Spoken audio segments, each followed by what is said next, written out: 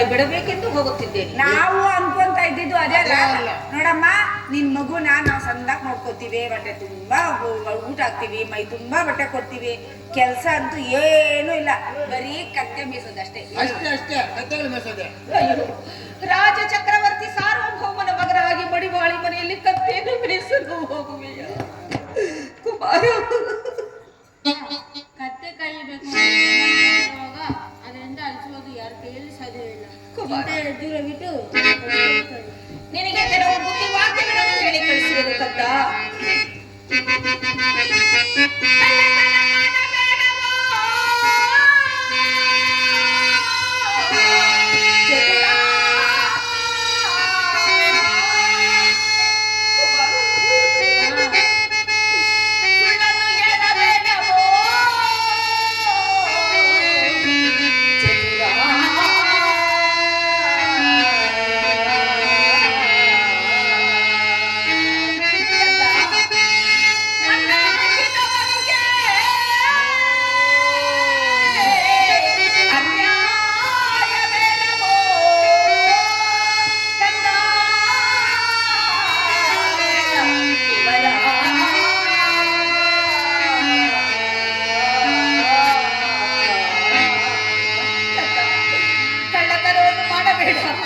ಸುಳ್ಳನ್ನು ಹೇಳಬೇಡ.